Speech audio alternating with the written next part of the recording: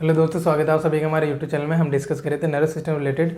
उसी में हम एक स्पेसिफिक टॉपिक लेके आए जो कि हमारी न्यूरॉन्स की फिजियोलॉजी से रिलेटेड रहेगा, जिसे हम एक्शन पोटेंशियल नाम से जानते हैं।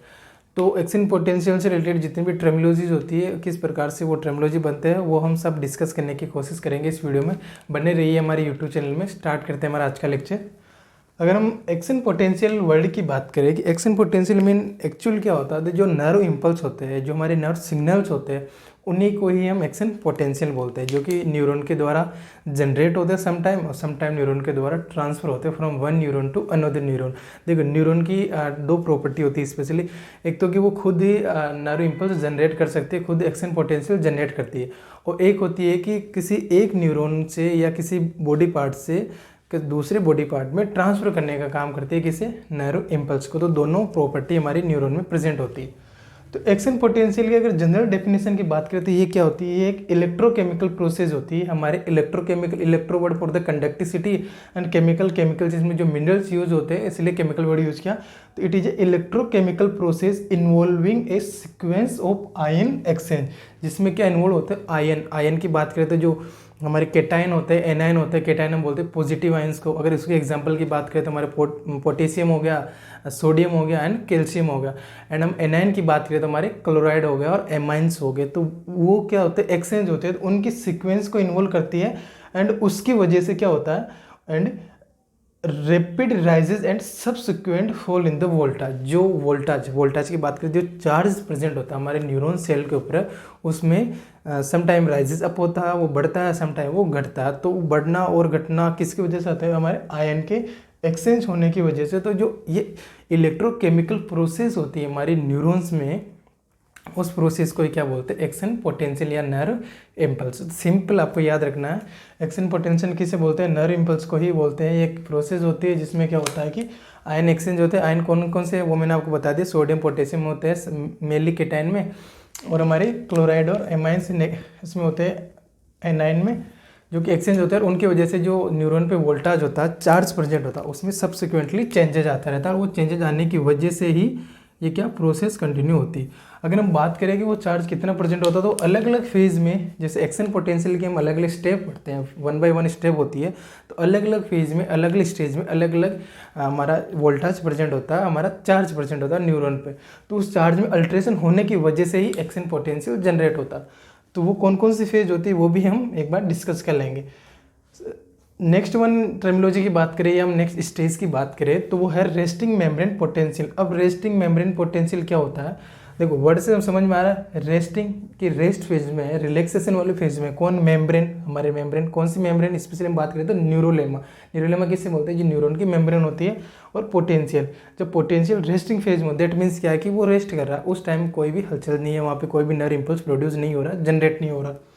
It is a state of cell membrane when it's not involved in an impulse or state when neuron at the resting phase। जब न्यूरॉन रेस्टिंग फेज में होती है, जब किसी भी प्रकार के इम्पल्स प्रोड्यूसिंग में वो इन्वॉल्व नहीं होती है, तो उस फेज को हम क्या बोलते हैं, रेस्टिंग मेम्ब्रेन पोटेंशियल। और इस फेज की अगर हम बात करें, इस फेज में कितना चार्ज प्रेजेंट होता है, कितना वोल्टाज प्रेजेंट होता है हमारे न्यूरॉन में, तो वो होता है हमारा -65 टू -70 मिनी वोल्टाज। ये इसकी यूनिट होती है मिली वोल्टाज। -65 टू 70, ये आपको याद रखना है। स्पेसिफिक कितना नेगेटिव चार्ज होता है इसमें, जब वो रेस्टिंग फेज में प्रेजेंट होती है, क्या हमारी न्यूरॉन किस फेज के दौरान, एक्शन पोटेंशियल के दौरान। तो उसमें कितना चार्ज प्रेजेंट होता है, -65 टू -70 मिली वोल्टाज, ये आपको याद रखना। नेक्स्ट है डीपोलराइजेशन। डीपोलराइजेशन मीन्स क्या, डीपोलराइजेशन मीन्स होगा कि जो ये चार्ज है वो चेंज होगा, माइनस में है, माइनस से वो धीरे धीरे किस तरह बढ़ेगा, पॉजिटिविटी बढ़ेगा, पॉजिटिव चार्ज की वजह से बढ़ेगा। और ऐसा क्यों हो रहा है, ऐसा डेफिनेशन हमने देखा था कि आयन एक्सचेंज होने की वजह से हो रहा है। कौन कौन से आयन एक्सचेंज होने की वजह से, सोडियम पोटेशियम आयन, साथ ही क्लोराइड और हमारे एनाइंस के एक्सचेंज होने की वजह से हो रहा है। तो जो नेगेटिव चार्ज है वो धीरे धीरे पॉजिटिव चार्ज में कन्वर्ट हो रहा है। तो उसी कंडीशन में हम क्या बोलते थे, depolarization. Changes in electrical charge, जो इलेक्ट्रिकल चार्ज प्रेजेंट है इस पे, उसमें चेंज हो जाएगा within the cell, cell के इनसाइड। स्पेशली आपको याद रखना है, हम यहाँ पे सेल के जो अंदर की तरफ चार्ज प्रेजेंट होता है उसी की बात करें। अगर मैं ये बात करूँ कि -65 टू -70 मिली वोल्टेज कौन सा चार्ज है, तो वो जो हमारे न्यूरॉन्स है उसके अंदर की तरफ जो चार्ज प्रेजेंट है इनसाइड द सेल, उसकी बात करें है ना। तो charge within the cell that is increase positive charges inside the cell comparatively outside. क्या मीन्स हुआ कि सेल यहाँ पे कौन सी न्यूरॉन के इनसाइड जो चार्ज है वो पॉजिटिव हो जाता है, किसके कंपेयर में, आउटसाइड के कंपेयर में। मतलब आउटसाइड पॉजिटिव चार्ज कम हो जाएगा कंपेरेटिवली इनसाइड में पॉजिटिव चार्ज बढ़ जाएगा। और वहाँ पे जो नेगेटिव चार्ज है या नेगेटिव वोल्टेज की हम बात करें, तो चार्ज और वोल्टेज को एक साथ ही समझना आप, तो वो धीरे धीरे वहाँ पे कम हो जाएगा। जब पॉजिटिव चार्ज बढ़ता है उस फेज को हम क्या बोलते हैं, डीपोलराइजेशन। और अगर मैक्सिमम बात करते हैं यहाँ पे कितना बढ़ जाता है, तो सम टाइम यहाँ पे +32 टू +40 मिली वोल्टाज तक ये बढ़ जाता है। और ये पीक फेज होती है जब एक्शन पोटेंशियल होता है, जो नर्व इम्पल्स जनरेट होने की होती है या जब एक्शन में होती है हमारे न्यूरॉन्स स्पेशली, उसका जो पीक फेज होती है, जो पीक चार्ज होता है वो +32 +40 मिली वोल्टाज होता है, जो कि हमारी कौन सी फेज में होता है, डीपोलराइजेशन। देखो पोलराइजेशन, या हम पोलरिटी की बात करें कि पोलरिटी एक वर्ड होता है स्पेशली जिसका मतलब होता है कि आयन का एक्सचेंज होना, चार्ज का एक्सचेंज होना, समटाइम पॉजिटिव होना समटाइम नेगेटिव होना, तो उसको हम बोलते हैं पोलराइजेशन या पोलरिटी। यहाँ पे डीपोलराइजेशन हो रहा है, डीपोलराइजेशन किसका, नेगेटिव आयंस का, नेगेटिव आयंस का डीपोलराइजेशन हो रहा है। मीन्स क्या कि वो पॉजिटिव आयंस के द्वारा रिप्लेस किए जा रहे हैं, डीपोलराइज्ड किए जा रहे हैं, उनकी वजह से न्यूरॉन्स के अंदर क्या आ रहा, पॉजिटिव चार्ज आ रहा, किसके रिप्लेस में, नेगेटिव आयंस के रिप्लेस में, है ना। ये चार्जेस किसकी वजह से आ रहा है, मैंने डेफिनेशन में बता दिया था, आयन एक्सचेंज की वजह से। नेक्स्ट अगर हम फेज की बात करें तो रीपोलराइजेशन। अब यहाँ पे डीपोलराइजेशन हो गया, दैट मीन्स क्या कि पीक एक्शन पे आ गया, इन्होंने जो नर्व का इम्पल्स था, जो भी न्यूरॉन्स था, फंक्शन था, वो हो गया। होने के बाद अब वापस वो जो न्यूरॉन है उसको रेस्टिंग मेम्ब्रेन पोटेंशियल, जो रेस्टिंग फेज है उस तरफ रिवर्ट बैक होना, वापस उस तरफ जाना, है ना। कंटिन्यू तो नर्व हमारी इस प्रकार से फंक्शन नहीं कर सकते, मतलब कंटिन्यू, तो वो एक्साइटेटरी नहीं रह सकते, उसको वापस इनहिबिट भी होना है। अगर वो एक्साइटेटरी कंटिन्यू है तो वहाँ पे डिजीज कंडीशन बन जाती है, जिसे हम बोलते हैं कि सीजर हो गया। सीजर में क्या है कि न्यूरो इम्पल्स कंटिन्यूस बनते रहते हैं, तो वहाँ पे एक एपिसोड आ जाता है और वो उसे हम सीजर नाम दे देते हैं ना। तो वो एक अलग कंडीशन हो जाती है। नॉर्मल कोई भी स्टिमुलस मिला, उसके रेस्पॉन्स में नर्व ने काम किया, इम्पल्स जनरेट किए या ट्रांसफ़र किए, और उसके बाद वापस वो रेस्टिंग फेज की तरफ बढ़ जाती है। तो सेम वही है, यहाँ पे फंक्शन हो गया, एक्शन था वो हो चुका, उसके बाद में वापस न्यूरॉन्स पे क्या, ये जो पॉजिटिव चार्ज है वो वापस धीरे धीरे नेगेटिव चार्ज की तरफ जाएगा और न्यूरॉन वापस रेस्टिंग मेम्ब्रेन पोटेंशियल वाली फेज में जाएगी। तो उस फेज को हम क्या बोलेंगे, रीपोलराइजेशन। क्या, restoration of difference in charge between inside and outside और a step toward restoration of resting membrane potential. Simple definition है, कंफ्यूज नहीं होना। क्या बोल रहे हैं कि रिस्टोर हो रहा है डिफरेंस, किस में डिफरेंस, चार्जर में, कहाँ पे, सॉरी चार्जेस में, कहाँ पे चार्जेस, इनसाइड और आउटसाइड, आउटसाइड और इनसाइड। अभी मैं आपको एक स्ट्रक्चर बना के बता दूंगा, अभी आपको जस्ट डेफिनेशन पे माइंड रखना। Restoration of difference in charges between inside and outside, A step toward restoration of resting membrane potential. कि ये एक स्टेप है किसके बीच में, डीपोलराइजेशन और रेस्टिंग मेम्ब्रेन पोटेंशियल के बीच में, कि वापस कौन सी स्टेप को रिस्टोर करने की बात करें, रेस्टिंग फेज को रिस्टोर करने की बात करें। दैट मीन्स क्या कि ये जो चार्ज है जो अंदर की तरफ क्या हो गया, पॉजिटिव हो गया, वो चार्ज वापस चेंज होकर किस तरफ जाएगा, नेगेटिव चार्ज की तरफ जाएगा, जो कि हमारे सामने -65 टू 70 मिली वोल्टेज उस तरफ बढ़ेगा धीरे धीरे। तो पॉजिटिव चार्ज से नेगेटिव तो चार्ज की तरफ जा रहा है, दैट मीन्स क्या कि वापस रीपोलराइज्ड हो रहा है, वापस आयन एक्सचेंज हो रहा है। तो उस फेज को हम क्या बोल देंगे, रीपोलराइजेशन। सिंपल है, याद रखना, स्टेप बाय स्टेप मैंने यहाँ पे मेंशन किया। और इसके बाद में वापस कौन सी फेज आ जाएगी हमारी, रेस्टिंग मेम्ब्रेन पोटेंशियल। फिर कोई इंपल्स आ गया, फिर कौन सी फेज आएगी हमारा, डिपोलराइजेशन। उसके बाद में फिर वो वापस रीपोलराइजेशन, फिर वापस रेस्टिंग मेम्ब्रेन पोटेंशियल। तो इस प्रकार से साइकिल बनती रहती है, और स्टिमुलस के जो भी स्टिमुलस मिलता है उसके अकॉर्डिंग हमारी एक्शन पोटेंशियल वर्क करता रहता है। तो ये 3 टर्मिनोलॉजी हो गई हमारी एक्शन पोटेंशियल से रिलेटेड। नाउ नेक्स्ट है, इसमें ही कुछ अलग अलग फेज बन जाती है, अलग अलग स्टेप बन जाती है। जैसे मैं रिफ्रैक्टरी पीरियड की बात करूँ, रिफ्रैक्टरी पीरियड है कि स्पेशल टाइप की स्टेट होती है। इसमें सिंपल मैं आपको बता देता हूँ, रिफ्रैक्टरी पीरियड उसे बोलते हैं कि एक न्यूरॉन एक टाइम में 2 एक्शन पोटेंशियल जनरेट नहीं कर सकती है या 2 नर्व इम्पल्स एक साथ ट्रांसफर नहीं कर सकती। तो एक टाइम में एक ही वो नर्व इम्पल्स जनरेट करती है, जो सेकंड वाला नहीं कर सकती, उस स्टेट को हम क्या बोलते हैं, refractory period. After 1 action potential generated, no segment of nerve can conduct another action potential for brief time. क्या मतलब हुआ कि एक एक्शन पोटेंशियल हो चुका है, मतलब अभी वो चल रहा है, इन फेज के बीच में चल रहा है, इन साइकिल के बीच में चल रहा है, तो उस दौरान वही नर्व इम्पल्स दूसरा एक्शन पोटेंशियल जनरेट नहीं कर सकती स्पेशली। तो वो नहीं करने वाला जो फेज होता है, उस फेज को हम क्या बोलते हैं, रिफ्रैक्टरी फेज। और ये एक ब्रीफ टाइम के लिए होता है, बिल्कुल मिली सेकेंड के लिए होता है, क्योंकि जो नर्व इम्पल्स की जो टाइमिंग होती है वो बहुत फास्ट होते हैं ना, तो बिल्कुल मिली सेकेंड का होता है कौन सा, रिफ्रैक्टरी पीरियड। अब रिफ्रैक्टरी पीरियड में हम 2 पीरियड पढ़ते हैं, एक तो होता है एब्सोल्युटली रिफ्रैक्टरी पीरियड और एक तो होता है रिलेटिवली रिफ्रैक्टरी पीरियड। एब्सोल्युटली होता है कि उसमें तो वो बिल्कुल कर ही नहीं सकता, जब वो धीरे धीरे इस फेज से इस फेज की तरफ जाता है, रेस्टिंग मेम्ब्रेन पोटेंशियल से डीपोलराइजेशन की तरफ जाता है, तो उस टाइम एक फेज बनती है, उसको हम बोलते हैं एब्सोल्युटली रिफ्रैक्टरी पीरियड। उस टाइम तो बिल्कुल ही एक्शन पोटेंशियल प्रोड्यूस नहीं करता सेकंड वाला।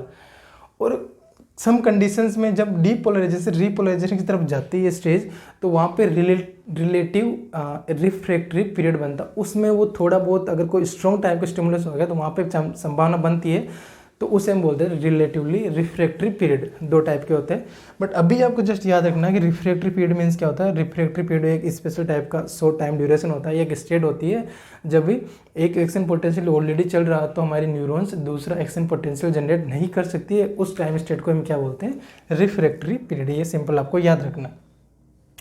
नेक्स्ट हम बात करें थ्रेशोल्ड पोटेंशियल। थ्रेशोल्ड पोटेंशियल क्या होता है, थ्रेशोल्ड पोटेंशियल ये भी एक स्टेट ही होता है। जब हम साइकिल डिस्कस करेंगे इसका एक्शन पोटेंशियल का, उसमें देखेंगे कि एक थ्रेशोल्ड है कि वहाँ पे अगर वो पहुँच गया एक्शन पोटेंशियल, तो या हम बात करें कि एक्शन पोटेंशियल की साइकिल वहाँ पर पहुँच गई, तो उससे आगे तो वो जाएगी ही जाएगी। क्या मतलब हुआ, जैसे मैंने बता दिया कि एग्जाम्पल हम बात करें कि किसी मतलब एक बार कोई ट्रेन स्टार्ट हो गई और वो पटरी पे चल पड़ी, तो वो चल पड़ी, स्टार्ट हो चुकी, अब वो रुकेगी नहीं रुकेगी, उससे पहले जहाँ से चल पड़ी है, तो वो वाला जो एक स्टेट होता है, उस स्टेट को हम क्या बोलते हैं, थ्रेशोल्ड। दैट मीन्स क्या है कि ये निकल पड़ी तो निकल पड़ी, दैट मीन्स कि कंप्लीट एक्शन पोटेंशियल करके ही रुकेगी। तो वो कंप्लीट एक्शन पोटेंशियल होने से पहले वाला जो स्टेट होता है उसे हम क्या बोलेंगे, threshold potential. A state to which a membrane potential must be depolarized to initiate an action.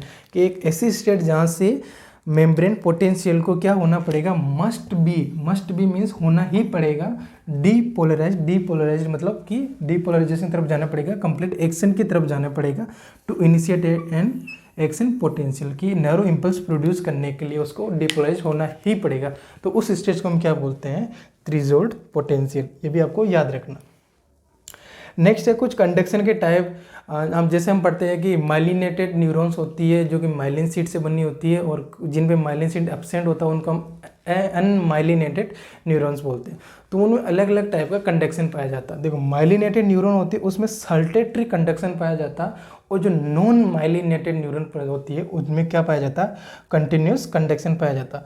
तो सल्टेटरी कंडक्शन क्या होता है और कंटिन्यूस कंडक्शन क्या होता है। सल्टेटरी कंडक्शन होता है जो कि हमारी माइलिनेटेड न्यूरॉन में प्रेजेंट होता है। माइलिनेटेड में ही क्यों प्रेजेंट होता है, क्योंकि वहाँ पे नोड्स ऑफ रेन्यूअर प्रेजेंट होते हैं। तो वहाँ पे जो नर्व इम्पल्स होते हैं वो from one node of Ranvier to another node of Ranvier पे जंप करते हैं। जैसे अगर मैं छोटी सी स्ट्रक्चर यहाँ पे बना के आपको बता दूँ कि ये हमारी न्यूरॉन है और ये हमारी क्या माइलिन शीट है, और इनके बीच में जो गैप है वो क्या हो गया, नोड्स ऑफ रेन्यूअर हो गए। ठीक है, तो कोई भी नर्व इम्पल्स आएगा वो माइलिनेटेड न्यूरॉन में किस प्रकार से काम करेगा, वो यहाँ से जनरेट होगा, डायरेक्ट यहाँ पे जंप करेगा, फिर यहाँ से जंप यहाँ पे।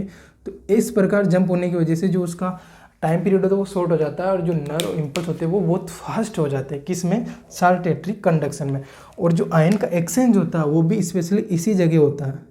जो हमारे सल्टेटरी कंडक्शन होता है उसमें आयन का एक्सचेंज भी इसी स्पेस पे होता है, जिसे हम क्या बोलते हैं, नोड्स ऑफ रेन्यूअर, जैसा कि हमने एनाटॉमी ऑफ न्यूरॉन्स में देख लिया था।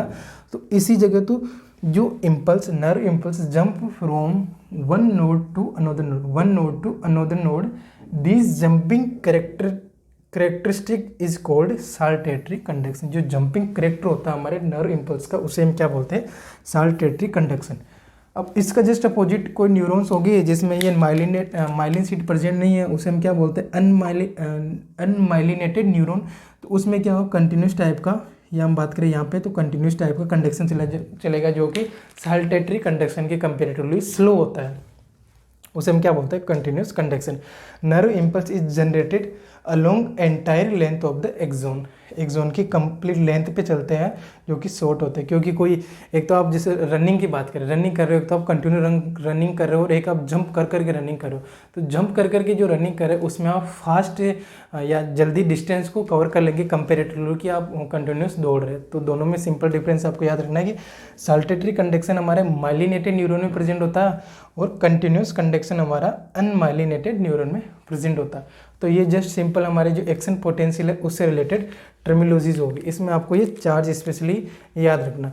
अगर हम इसको एक बार मैं आपको ग्राफ में शो करके दिखा दूं ताकि कंफ्यूजन नहीं हो। जैसे ये अलग अलग साइकिल बन रही है, एक कंप्लीट साइकिल बन रहा है, साइकिल की अलग अलग फेजेस देखने को मिल रही है। जैसे हम एक ग्राफ बना के देखना चाहे तो ये है ऊपर वाला जिसको हम वोल्टाज से इंडिकेट करेंगे, और ये जो हमारा नीचे वाला है उसको हम टाइम से। तो टाइम और टाइम यहाँ पे क्या होता है, बिल्कुल मिनी सेकेंड में होता है, और ये हमारा वोल्टाज हो गया जो कि किस में होता है, मिनी वोल्टाज में होता है, ठीक है, जिसे हम चार्ज भी बोलते हैं कि न्यूरॉन पे चार्ज प्रेजेंट है, ठीक है। तो इसमें शुरुआत में तो क्या है कि जैसे मैं यहाँ पे बात करूँ नॉर्मल हमारी स्टेज माइनस से चार्ज काउंट होकर रेस्टिंग जब फेज में होती है हमारे न्यूरॉन, तो वो कब कहाँ पे रहती है, हमारे नेगेटिव चार्ज रहता है हमारे न्यूरॉन पे। तो अगर मैं नेगेटिव चार्ज की बात करूँ यहाँ से, तो जैसे कि ये 90 में ले लेता हूँ यहाँ पे, देन 80, देन 70, देन यहाँ पे 60 की हम बात कर लेते हैं। तो यहाँ पे हमारी न्यूरॉन क्या है, एक रेस्टिंग फेज में प्रेजेंट है, कहाँ पे, -70 चार्ज में। अब उसको कोई भी क्या मिला, इम्पल्स मिला, तो यहाँ से जैसे ही उसको इम्पल्स मिला तो नर्व इम्पल्स बनेगा, और कौन सी फेज बन जाएगी, डीपोलराइजेशन वाली। दैट मीन्स क्या हो रहा है कि उस पर चार्ज आयन का एक्सचेंज हो रहा है। जो नेगेटिव आयंस थे वो किस में कन्वर्ट हो रहे, पॉजिटिव आयंस में। तो उस पर चार्ज भी किस प्रकार का हो जाएगा, इनसाइड। अगर मैं यहाँ पे बात करूँ इनसाइड चार्ज किस प्रकार का होगा, प्लस कितना बताया था मैंने, 30 और +40 तक उसमें चार्ज आ जाएगा, किस में, हमारी न्यूरॉन के इनसाइड की बात करें तो वहाँ पे आएगा। और ये जो पीक लेवल होता है मैंने बताया, तो वहाँ पे आके क्या है, एक्शन पोटेंशियल, यानी जो भी उसका रोल होगा या जो नर्व इम्पल्स जनरेट होना वो यहाँ पे हो जाएंगे। वो कौन सी फेज हो गई, यहाँ से यहाँ पे बात करें तो कौन सी फेज हो गई, ये सेकेंड वाली जिसे हमने क्या बोला, डीपोलराइजेशन। डीपोलराइजेशन हो गया, उसके बाद वापस ये वाली फेज को रिकवर करने की कोशिश करेगी कौन, हमारे न्यूरॉन वापस रिस्टोर करने का करेगा, या वापस रेस्टिंग की तरफ पहुँचेगी। जो रेस्टिंग की तरफ पहुँच रही है, हम बात करें यहाँ से वापस ये पीक लेवल हो गया, यहाँ पे एक्शन पोटेंशियल जनरेट हो गया, और यहाँ से वापस ये हमारे नॉर्मल रेस्टिंग की तरफ पहुँच रही है। तो ये वाला जो फेज हो गया इसे हम क्या बोल देंगे, रीपोलराइजेशन। रीपोलराइजेशन क्यों बोला, क्योंकि यहाँ पे वापस आयन का एक्सचेंज हो गया। दैट मीन्स क्या, पॉजिटिव आयन से नेगेटिव आयन की तरफ आ गई है, वापस नेगेटिविटी आ गई इनसाइड द आवर न्यूरॉन। और इस फेज की हम बात करें तो इसे हम क्या बोल देंगे, डीपोलराइजेशन, जिसमें क्या हो रहा है, आयन एक्सचेंज हो रहे हैं और नेगेटिव आयन से पॉजिटिव आयन आ रहे हैं हमारे कहाँ पे, न्यूरॉन के इनसाइड में। तो ये डीपोलराइजेशन वाली फेज हो गई, ये हमारी रीपोलराइजेशन वाली फेज होगी, और ये हमारा एक्शन पोटेंशियल हो गए, जहाँ पे नर्व इम्पल्स जनरेट हो गए और ट्रांसफ़र हो गए। और जो ये वाला फेज है जो मैंने डॉट डॉट करके बना रखा है, ये कौन सी हो जाएगी, हमारी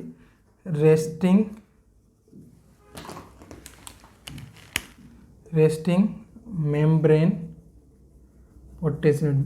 जिस फेज में हमारी जो न्यूरॉन होती है वो रेस्टिंग फेज में होती है। तो यहाँ पे कितना चार्ज बताया था मैंने, -65 to -70। तो ये यहाँ पे ये चार्ज हो गया। जो पीक लेवल पे होती है डीपोलराइजेशन फेज में जो एक्शन पोटेंशियल जनरेट होता है, वहाँ पे कितना चार्ज होगा, हमारा पॉजिटिव चार्ज होगा, +30 to +40।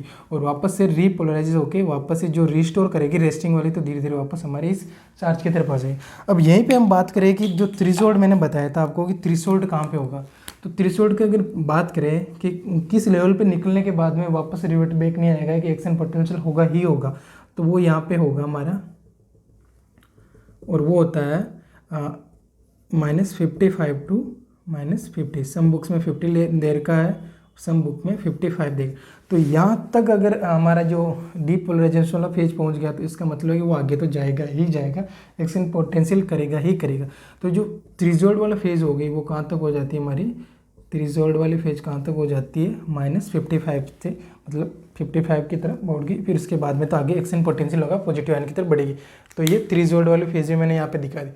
यहीं पे बात करूँ मैं रिफ्रैक्टरी पीरियड कौन सा होगा, तो रिफ्रैक्टरी पीरियड अगर मैं बात करूँ ये वाला, देखो मैं इसको इस प्रकार से इंडिकेट करूँ, रिफ्रैक्टरी पीरियड जो ये वाला पीरियड हो गया। अब इसमें एक हमारा एक्शन पोटेंशियल ऑलरेडी स्टार्ट हो चुका है, कहाँ से, यहाँ से स्टार्ट हुआ और यहाँ तक जाके पीक लेवल पे वगैरह यहाँ पहुँच गया। तो इस फेज में तो कोई भी संभावना नहीं है कि दूसरा एक्शन पोटेंशियल स्टार्ट हो जाए। तो उसी को हमने क्या बोला, एब्सोल्यूट रिफ्रैक्टरी पीरियड। तो आपको याद रखना इसको हमने क्या बोल दिया था, एब्सोल्यूटली रिफ्रैक्टरी पीरियड, जिसमें बिल्कुल भी संभावना नहीं होती नेक्स्ट एक्शन पोटेंशियल जनरेट होने की। ये हो गया हमारा।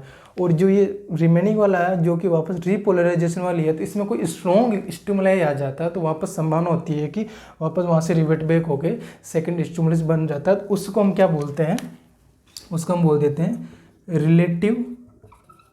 Relative refractory period. देखो दोनों ही रिफ्रैक्टरी पीरियड है, दैट मीन्स क्या है कि दोनों में संभावना नहीं है कि सेकंड एक्शन पोटेंशियल जनरेट होगा। बट इसमें तो बिल्कुल नहीं, एब्सोल्युटली मतलब कोई संभावना है ही नहीं कि सेकंड इंपल्स प्रोड्यूस होगा। सेकंड इंपल्स प्रोड्यूस हो रहा है, दैट मीन्स वहाँ पे कुछ अबनॉर्मलिटी है, कुछ डिजीज कंडीशन डिसऑर्डर की वजह से ऐसा हो रहा, तो वहाँ तो होगा ही नहीं। बट इसमें सम संभावना रहती है कि कोई स्ट्रॉन्ग लेवल का स्टिमुलस आ गया तो उसकी वजह से वापस से ये प्रोसेस कंप्लीट होने से पहले एक्शन पोटेंशियल वापस रीस्टार्ट हो जाता है, तो वो समटाइम हो जाता है, इसलिए यहाँ पे रिलेटिव लिखा, बट ये एब्सोल्यूट। तो ओवरऑल आपको याद रखना है रिफ्रैक्टरी पीरियड क्या होता है। तो ये तो हमारा एक प्रकार से ग्राफ में इंडिकेशन हो गया कि कहाँ पे होता है। तो अगर इस साइकिल की हम काउंट नंबरिंग की बात करें तो जैसे ये फर्स्ट वन हो गया हमारी स्टेप, देन इसके बाद में सेकंड होगी डीपोलराइजेशन वाली, और ये एक्शन पोटेंशियल जनरेट हो गया, और वापस थर्ड वन हमारी ये होगी, ये रिजल्ट हो गया 55 पे, और हमारी जो रिफ्रैक्टरी पीरियड है वो ये वाला हो गया, ये एब्सोल्युटली हो गया, और ये हमारा कौन सा हो गया, रिलेटिवली रिफ्रैक्टरी पीरियड। अगर इसी को हम न्यूरॉन में इंडिकेट करके देखें कि न्यूरॉन में किस प्रकार से हमें देखने को मिलेगा, तो मैं वहाँ पे एक बार आपको बता देता हूँ। जैसे कि हमारी ये नर्व है, न्यूरॉन है। एक्चुअली अभी हम टर्मिनोलॉजी वाला पार्ट ही कवर कर रहे हैं, तो मैं इतना डिटेल से नहीं बता रहा हूँ, बट ये सारी टर्मिनोलॉजी आपको एक इजी वे में क्लियर हो जाएगी, इसलिए मैं ये बताने की कोशिश कर रहा हूँ आपको। ये हमारी कोई न्यूरॉन है और ये एक माइलिन शीट प्रेजेंट है उसमें, जो कि मैंने बता दिया कि जो पेरिफेरल नर्वस सिस्टम होता है उसमें तो माइलिन शीट किसकी बनी होती है, हमारी किसकी बनी होती है, स्वान सेल की। और जो हमारा सेंट्रल नर्वस सिस्टम होता है उसमें किसकी बनी होती है, ओलिगोडेंड्रोसाइट्स की बनी होती है। ये हमारी क्या हो गई, माइलिन शीट प्रेजेंट होगी, ठीक है। और इनमें यहाँ पे ही आयन का एक्सचेंज होता है, वो मैंने बता दिया। उसकी वजह से किस प्रकार का कंडक्शन बनता है, साल्टेटरी कंडक्शन बनता है। तो अलग अलग फेज में अलग अलग बन जाएगा। अब मैं यहाँ पे तीनों फेज के जैसे शॉर्ट में जल्दी से डायग्राम बना देता हूँ। ये फर्स्ट फेज वाला हो गया, और ये सेकंड वाला बीच में बना दिया मैंने, और ये थर्ड फेज वाला हो गया।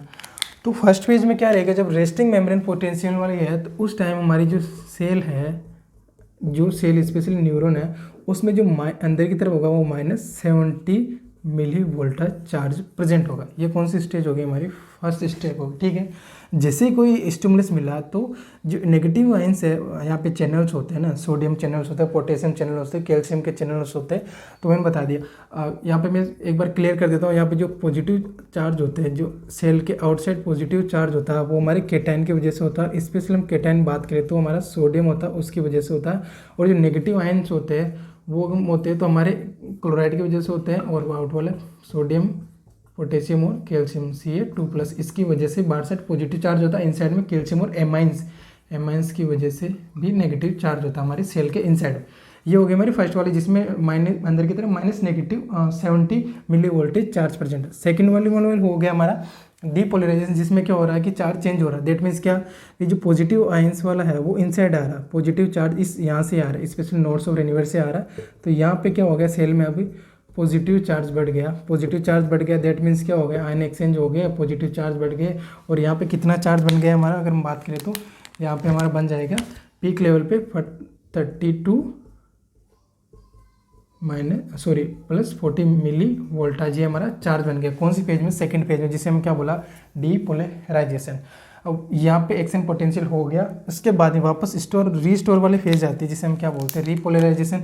इसमें वापस क्या होगा, जो ये पॉजिटिव चार्ज है वो वापस बाहर चला जाएगा। इस फेज में आने के लिए तो धीरे धीरे ये पॉजिटिव आयंस है वो वापस हमारे बाहर की तरफ आने स्टार्ट हो जाएंगे और एक रीपोलराइजेशन वाले स्टार्ट हो जाए। देखो इसमें नेगेटिव आयंस क्योंकि अभी आ रहे हैं तो कुछ नेगेटिव आयंस बाहर की तरफ प्रेजेंट हो गए, कुछ पॉजिटिव आयंस बाहर की तरफ प्रेजेंट हो गए, क्योंकि अभी ये फेज चल रही है कंप्लीट। इस फेज में नहीं, इस फेज में आएगी दैट मीन्स पॉजिटिव आयन बाहर की तरफ हो गए। कंप्लीट ऐसा नहीं है कि बिल्कुल पॉजिटिव आयन सारे बाहर की तरफ प्रेजेंट हो गए, कंप्लीट नेगेटिव आयन नहीं, ऐसा बिल्कुल नहीं है।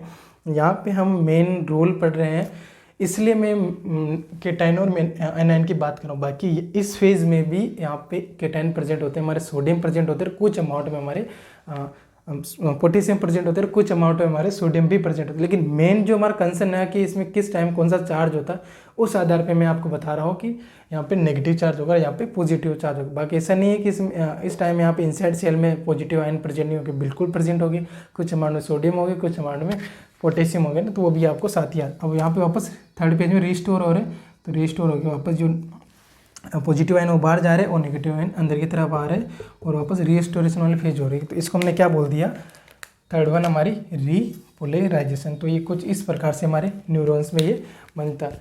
तो ये जस्ट टर्मिनोलॉजी को ही समझाने के लिए मैंने आपको जस्ट डायग्राम बना के बता दी। अभी हम डिटेल से देख नहीं रहे, डिस्कस नहीं करें डिटेल से इनको, ताकि आपके सामने टर्मिनोलॉजी क्लियर हो जाए।